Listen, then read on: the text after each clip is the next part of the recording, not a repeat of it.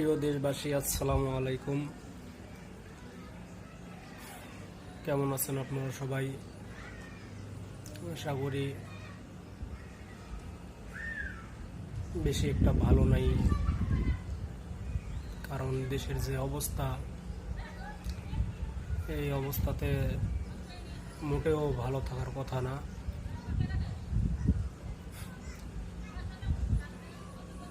বিষয়টা হচ্ছে, ছাত্ররা সাধারণ একটা কোটা সংস্কার করতে বলেছিল। সেই কোটা সংস্কার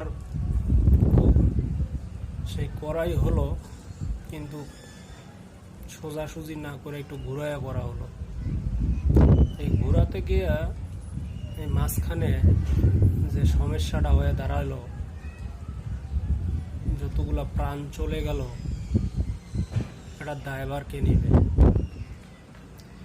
সাধারণ ছাত্রকে দমন করতে, তাদেরকে থামাতেই যদি প্রথমে ছাত্রলীগ, যুবলীগ, আওয়ামী লীগ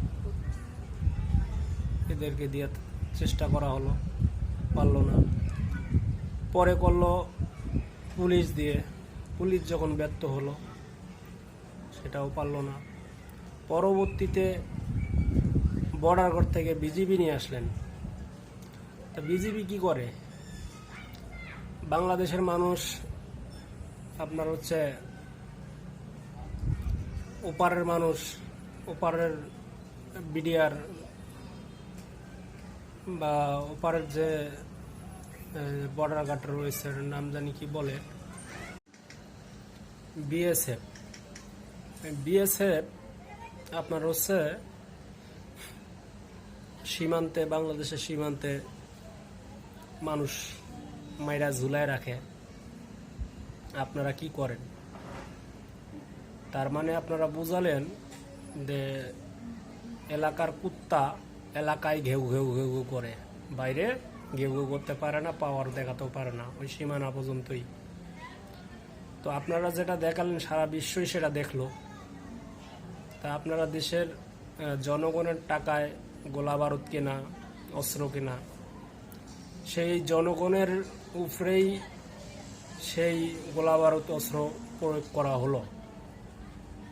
তা আপনারা যেটা দেখালেন, আগের থেকেই এমনি আপনার হচ্ছে বিজিবি, বিএসএফ বর্ডার গার্ডে সীমান্তে মানুষ মারে নির্দ্বিধায়, কোনো দ্বিধাবোধ করে না।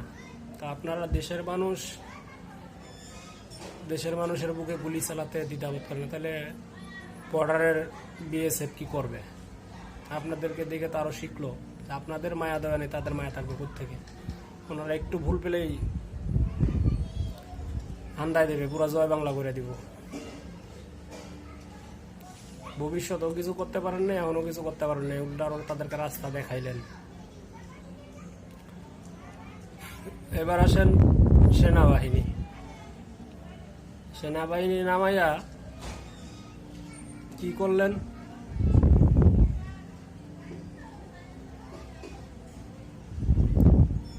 এই ছাত্রকে দমন করতে, এই আন্দোলন থামাইতে সেনাবাহিনী লাগে। ওখানে কি একটা মহামারী দেশের মধ্যে শুরু হয়ে গেছিল। শুরুতে তো আন্দোলনটা ভালোই ছিল, মিছিল হতো, কোনো গ্যাঞ্জাম হইতো না, মারামারি হইতো না। উস্কায় দিলেন আপনারা। এরপরে যখন গন্ডগোল হয়ে গেল, পুরো বাংলাদেশে ক্ষয়ক্ষতি হয়ে গেল, তখন বললেন এটা কি হলো? 1 মাস লাগবে বিচার বিভাগে, সেটা মনে করেন 7 দিনের মধ্যেই ক্লিয়ার। 1 মাসের জায়গায় 7 দিনের ভিতরে কেমনে আসলো? এটা শুরুতে আসতে পারলো না?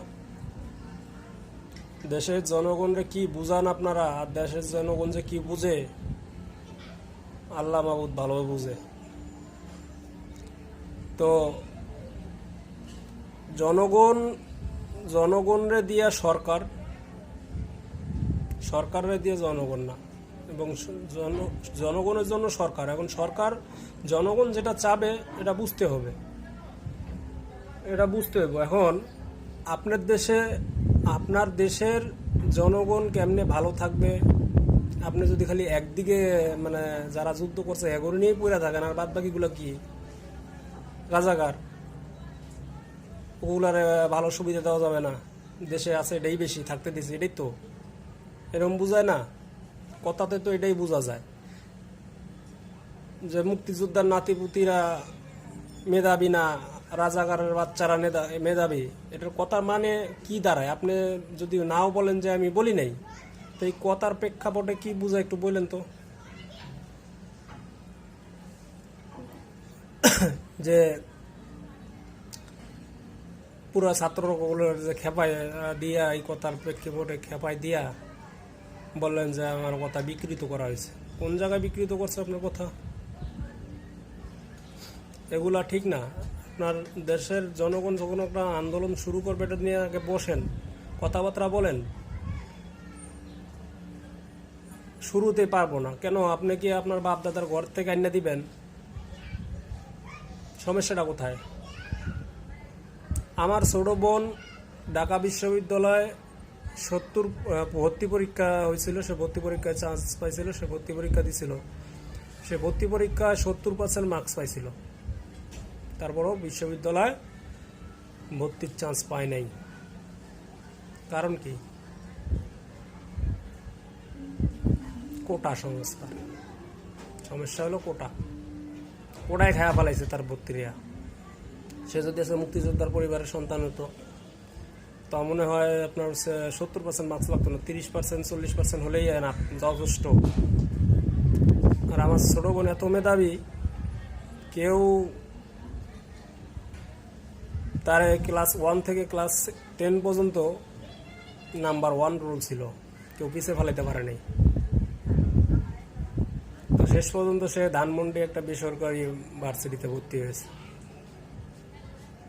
আমরা কি দেশের নাগরিক না? রাজাকারের তালিকায় পড়ে রয়েছি। এই বিষয়ে আর বেশি কিছু বলতে মন চায় না।